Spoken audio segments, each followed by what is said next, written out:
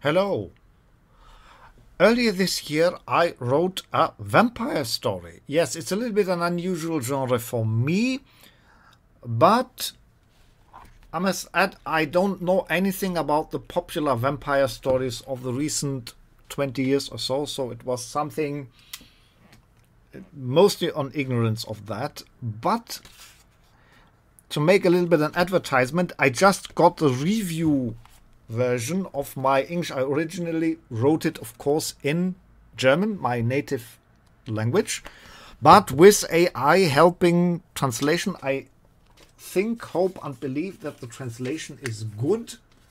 I looked through it and it seems so. So, as a sort of advertisement, because I think the story isn't so bad, the Darkhaven Manor, the first two chapters to get you interested, or maybe no, that's not for me.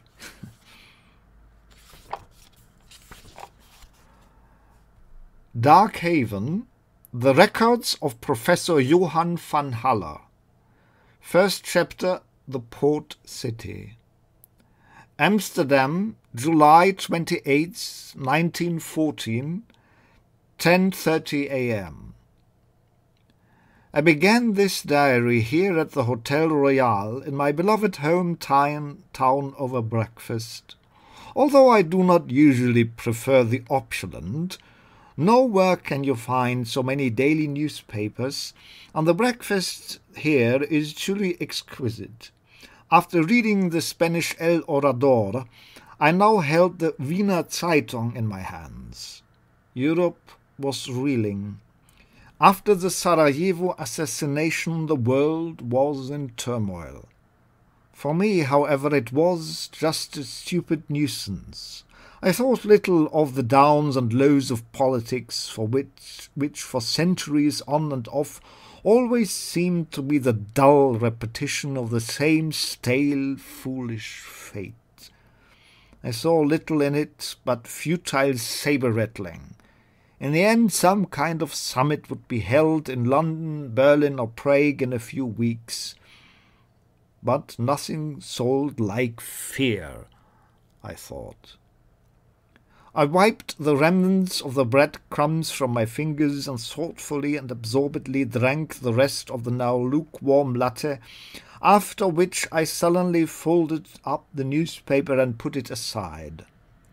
My business, or I should say my life's work, was the legacy of generations. What did a Van Haller care about the ups and downs of international political haggling? I frowned and thought with disgust of my father's and grandfather's diaries, on the horrors of the wars of their times. Yet, despite a cold indifference, a regret remained in me. There was evil in the world. In the days of my fathers it had been known and called thus, evil. Today one believed less and less in the evil. One considered humans rather to be confused, stupid, or misguided. But I knew better, even if I was probably a relic of a bygone era. The evil that the Van Haller family had been chasing for almost 400 years was anything but stupid or misguided. It was very real, powerful, and in the shadows. It was more important than politics, more important even than wars. Here in this magnificent hotel restaurant, in the summer of 1914, surrounded by all the well-dressed and mannerly ladies and gentlemen, one could forget that in these last days of the old world.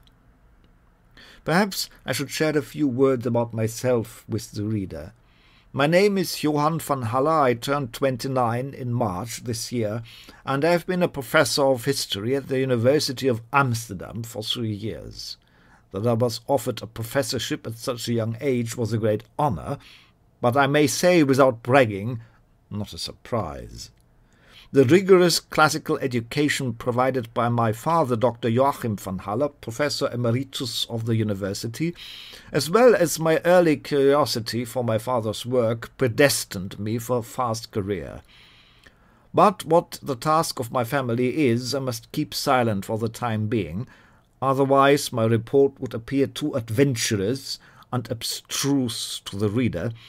At least if I should be even halfway successful, and I can never doubt the object of this, let us say second vocation, its truthfulness, even if I wanted to.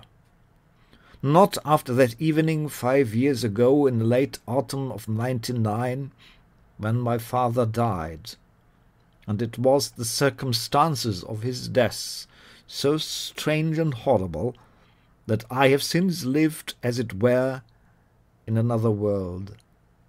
The world to which my family had been devoted for generations, a world that, even in the fear of a looming war, you would never want to be in front of. Believe me. But I can no longer escape it. I, the last of my family since that evening of October 21st, 1909, must continue this path, eradicate this evil, this plague of darkness, whose presence burned itself into my memory like an alb to my younger self. Professor van Halle! I heard my name called, clearly too loud and inappropriate for this distinguished ambience. I sighed, for the voice was well known to me. Adrian Elken, my secretary and research assistant, although still a student himself, an athletic young man, and thus in such a contrast to my gaunt figure, which was now not willing to put on muscle or fat, hurried to me in his brown suit. A few ladies and gentlemen in the restaurant turned around, the gentlemen with expressions of disapproval at the loud misbehaviour, the ladies with undisguised delight. No doubt about it, Adrian was a sight for sore eyes. At 21, not so much younger than myself, my gaunt frame made me seem older in poor light at times. Of course, my preference for suits of a somewhat bygone era, as always in bright white, contributed to this, and this contrasted sharply with my assistant's youthful modern style, as did his hard-to-put-down cheeky manner, which contrasted my usually quiet voice, and were therefore as striking as we were memorable at the University of Amsterdam as we had been in Cambridge, where I had held a visiting professorship for a semester the previous year. I rose and held out my hand dismissively. Adrian, I beg you to take a deep breath and stop shouting here. I've told you several times your heroic tenor is really not appropriate. We are not in a retirement home here, I finished sullenly. Adrian looked at me with blue eyes large and then looked briefly at the floor. I gestured him to sit down. Well, my dear Adrian, what is there that gets you so fired up that you run through the hotel restaurants as if the Russians were already on their way here? Or the German, who knows? I showed that touch of sarcastic smile that always flitted across my face for just a few seconds until it gave way again to the stoic expression I'd trained myself to have. Professor, Adrian began now, quietly and leaning forward. While his left hand rested on the table, his right hand gestured. There is news. I was telegraphed this morning by our contact at the Crown Foreign Office. He glanced at the newspapers I had on the table. The matter seems much more serious than we assumed. That's why I took the trouble and ran right over to Captain Johnson. We can leave as early as this afternoon, not 4 days from now. He paused and stared at me urgently. And when I considered the telegram, we must take the opportunity to leave the continent at once, if we are still to pursue our course. I frowned. Adrian Elkin was the only one who was fully privy to my real profession, even if I was not quite sure to what extent he really believed me. But he was athletic, skilled in martial art coming from Asia, and could handle a firearm well enough as well as an EP. Although I myself was less defenceless as it seemed, I had learned from childhood from my father how to handle many kinds of weapons and basic self-defense. I was grateful for this strong and not entirely stupid guy at my side. Unfortunately, Adrian had recently grown a moustache, as was now quite popular. Frowning disapprovingly, I passed over what he had said. "Adrian, I really think you should get rid of that hideous soup strainer on your face. It is a stupid mannerism of our days. Beards do not make faces more manly, but have been the privilege of our barbarian ancestors who dwelled in drafty huts and therefore protected their faces from the cold. This is highly unnecessary in our civilized times. But Miss Lena has smiled at me several times since I started wearing it, and said the beard looked very smart." Adrian grinned like a boy. I rolled my eyes. "Adrian, Miss Lena the librarian is 61. She'd smiled at a young man too, and think you are dashing if you wore a whole greenhouse in your face." Adrian knew how fastidious and certainly somewhat exaggerated my sense of order and cleanliness was. Not exactly a trench in my calling. I waited, but Adrian seemed to be on the line. "Adrian," I said emphatically, "the telegram, and also please be a little more specific about the time of departure than this afternoon, if it's not inconvenient." My co-worker put out a piece of paper in the usual white and yellow of the postal telegrams, folded twice, not quite correctly as I noted, but said nothing about it. I opened it and read. "Internal circles at court expect escalation. Stop. Outbreak of war likely. Stop. Could draw circles. Stop. Advise immediately departure. Stop. Drawn. Robin." The Robin was a man in the Dutch Foreign Ministry whose name I never wrote down for his own safety. It may be enough for the reader to know that he was connected with many circles of European governments, both through his profession and his family. I thought for a moment. He was not a man of temperament, rather a pronounced phlegm, which at times bordered on laziness. If he thought it so urgent, immediate action was in order. I looked up at Adrian questioningly and raised an eyebrow. He understood immediately this time. "Captain Johnson is leaving with the Anna Maria this afternoon at 4. We are sailing through the night, which he said would not be difficult since we have a full moon. We'll dock with this ship in Dover at about 10 a.m. and then catch the 12:30 p.m. train to London." I stroked my hair thoughtfully. Of course, I had been prepared for days, but I didn't appreciate surprise changes of plans. I was almost about to cancel and postpone it, since I didn't suffer disorder of this kind well. But something in the pit of my stomach made itself known, and it rarely made itself known to me. Too much of my being was otherwise all in my head. If my gut feeling drowned out the power of my brain, it seemed risky to ignore it, much as I disliked spontaneous changes. I beckoned to the waiter, who managed to walk across the parquet floor completely silently, and only a quiet twitch of his facial muscles indicated he was ready. I marvelled at this degree of self-control, which, despite my best efforts, I had not quite managed. I settled the bill, added a profit tip on top, and the waiter thanked me before signing off. When he was out of earshot, I turned to my assistant. "Very well. I'll meet you at the dock at 1/4 before 4. I've made all the arrangements for the trip after all. Make sure you are not late," I stressed. Adrian jumped up joyfully. "So we're finally off." I see you later, Professor." And off he went in the same vigour with which he had come. I cast a thoughtful glance through the window at the street.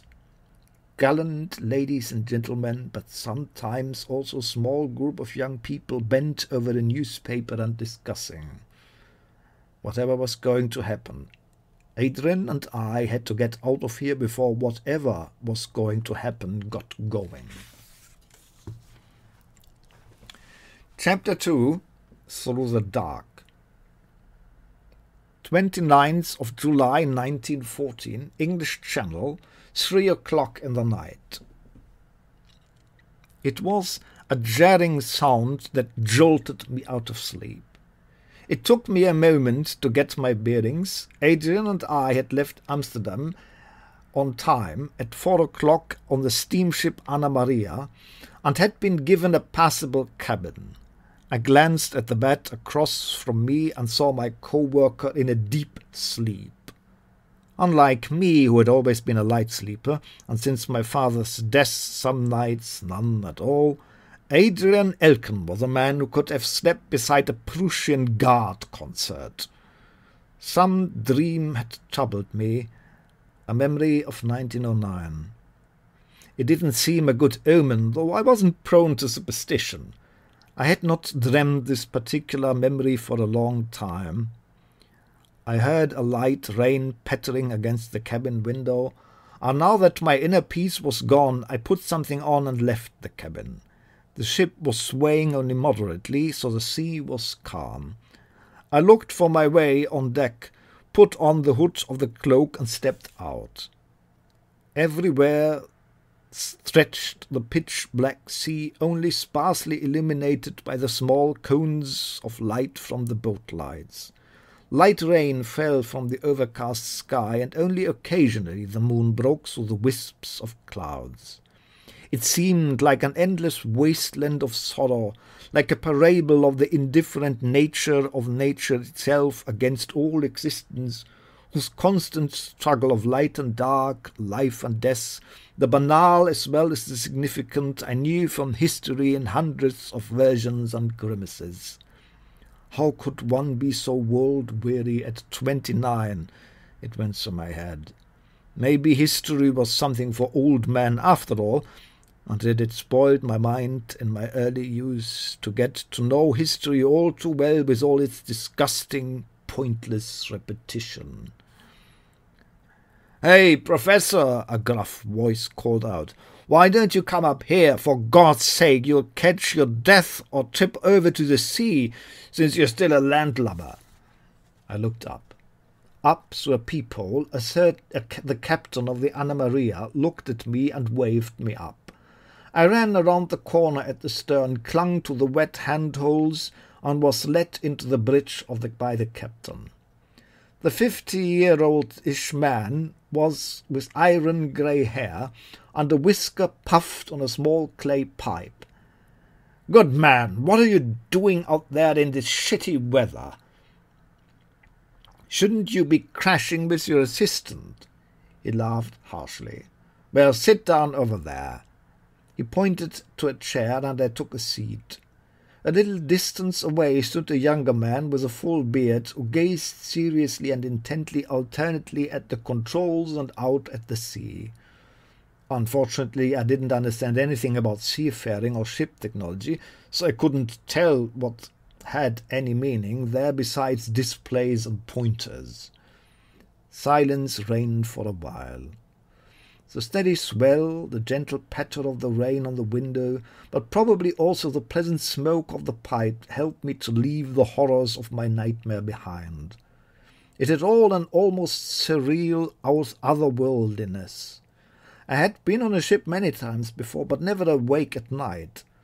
As if lost in meditation, I stared out at the sea, contemplating its vast depth, its secrets of which men knew nothing, and which were known only to us few who protect mankind in secret. My vocation, however, was not the monstrous ancient horrors of the deep sea, but no less prehistoric evils of land. "A bad night's sleep, eh?" the captain raised. Wait a minute." He dug out a small bottle of brown liquid and poured me a tiny glass. "Here, will help you, sure. It will help you, I'm sure." He handed me the glass. I smelled. It seemed to be quite usable whiskey, so I drowned it, whereupon some comforting warmth spread through my hypothermic bones. "Now," the captain raised until he lit his pipe, "despite the weather, the seas are calm, and I think we'll arrive on time." He seemed deep in thought. "Who knows? If things go badly, it will soon be tricky to continue to go to sea here. Who knows? These Germans and the Emperor are mighty proud of their navy, and the English Admiralty won't like that very much. Although I'm a fellow Englishman and a patriot, I still hope there will be no war. I wonder what it's all about. All because some prince, or whatever he was." "Erzherzog," I corrected half automatically in German. I thought of the idea of nationalities for the first time. It had never mattered to my family. Our vocation took us all over the world. My grandfather's journals included accounts of perilous treks in secret valleys and mountains ranges in the Himalayas, where he had learned things from the shady monks of black Buddhism, methods to protect oneself, secrets of evil forces, such as the Bosobosos on the plateau of Leng, or the deep caves in the Vale of Pnoth.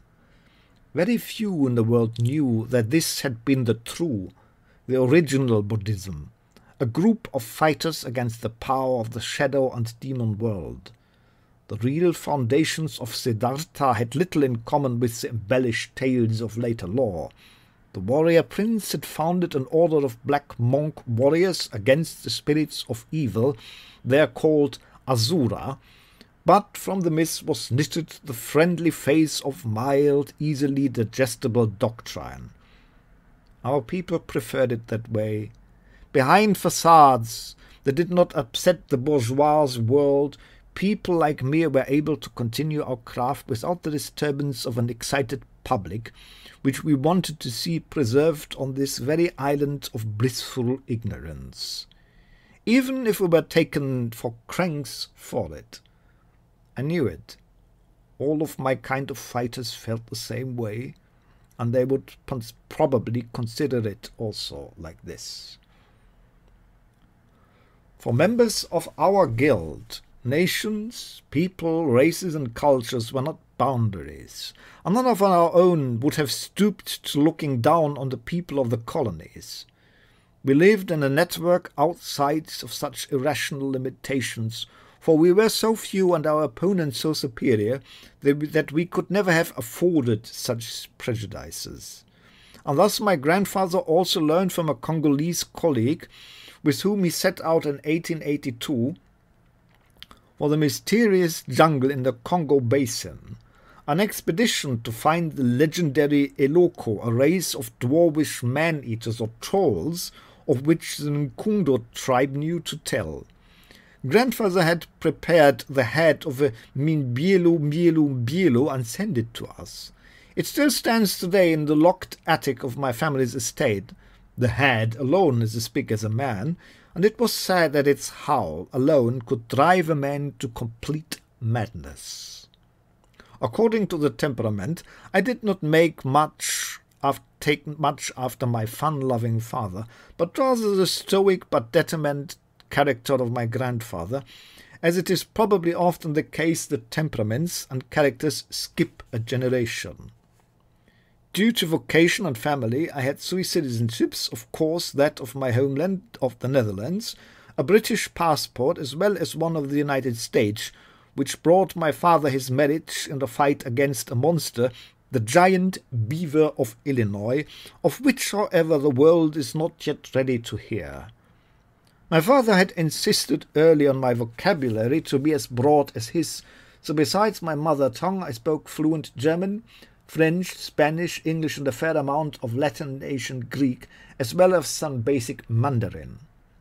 There had been heated argument about this with my father, who had preferred ancient languages for me, but we were not hunting prehistoric beings, and so I considered communications with the people of the present much more important than the remains or texts of prehistoric people who had been gone for 4,000 years.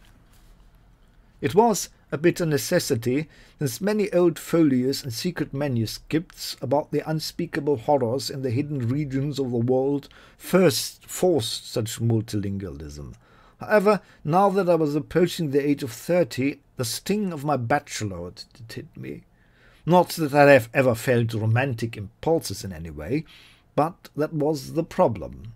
It is true that there was a second branch of the Van Halle family who had emigrated to the New World in a family dispute 200 years ago, and probably still lives and works there in New England. However, the thought of being the last of my line was now, since the war seemed to threaten, nevertheless sometimes in my head. Unfortunately, I had never been granted to experience any amorous feelings. It was as if this place was cold inside me. I could appreciate the beauty of both women and man, but I lacked any deeper feeling. My being was, so to speak, completely at home in my head. I thought of the once famous professional colleague and compatriot, whose name is unfortunately all too well known today, because his assistant, after his demise, the story shamelessly and kitschy embellished, sold to the author for dime novels, whose representation completely distorted the true events. Few of the methods to struggle against the beings which the author titled with the ridiculous term of Homo sanguinis, nor their strengths and weaknesses were close to reality, but by vulgar sensationalism barely recognizable. Although it was also perhaps better that way. Thus, however, the tomb of this last of his family was also the end of his lineage, as it would probably be with me one day. Even though this lineage had the undoubted honour of having previously eliminated one of the great clans and bloodlines of our mortal enemies. As I pursued my thoughts, the rain also subsided until it stopped completely, and I said good-bye and went back to my cabin to find some more sleep. It was shortly after 10 o'clock in the morning when the Anna Maria docked in Dover. Adrian was busy carrying the luggage to the pier. Dover Harbour, station opened in 1861, was a bit outdated by now, but it was good enough for us to get a connection to London. I said goodbye to Captain Johnson, who shook my hand a bit too warmly and wished us young gentlemen good hunting, which I found a bit strange. Surely it was just a saying, for he had no way of knowing how serious it was. We bought our tickets for the 12:30 train and took a seat in one of the wooden benches. The weather in the south of England at this time was blazing heat, and so it appropriately put on my white light suit back on. Adrian took off his boater hat with red and blue brim and fanned himself. The forecast was for another heat wave, as I had read in the newspaper the day before. Over 30 degrees were expected in the next few days. I was grateful that we would spend a considerable time of it in the cool stone walls, for I had no intention of lingering in London, but wanted to continue to Cambridge immediately to meet my colleague, Professor Dr. Harkett.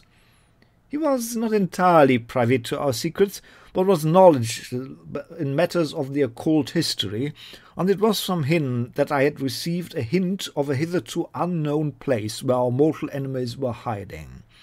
Harkett, however, had been usually tight-lipped in this letter, and so it was more hope that there was more to this than clear certainty. I looked at my pocket-watch, and it was 1:15 when a newsboy came into the station.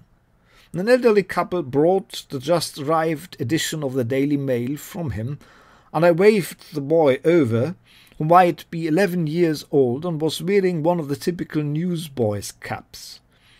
The lad handed me the paper in his bright voice. "Here you are, sir," and held out his cap expectantly, into which I dropped a few extra pennies. "Thank you very much, sir. and immediately he dashed off to the next customer.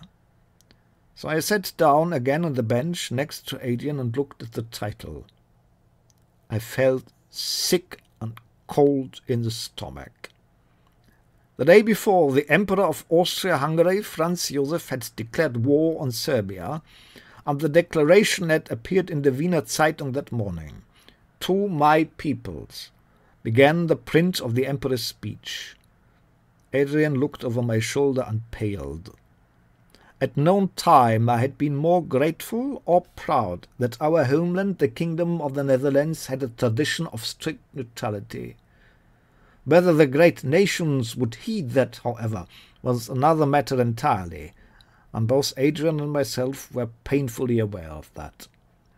As the train passed through the green hills of southern England, we were both silently lost in our own thoughts as we hurried towards London. So I hope this was a little bit enjoyable or interesting you, or if not, it's not for you. Anyway, I have just given the go to be published. You might, if interested, write me to get it from the publisher Lulu, but in 4 to 6 weeks, usually it will be available on Amazon, which I will post on my Facebook site, on my Twitter account, and anywhere you might be interested about it. But you may also ask it. This is, as I said, it's a medium-sized vampire novel, quite purposefully set in the year 1914. So, if you're interested, I would be happy if you had a little bit of patience for the Amazon, because good star reviews is something that I would be quite grateful, and I hope these 2 chapters were interesting enough for you. Thank you for your attention.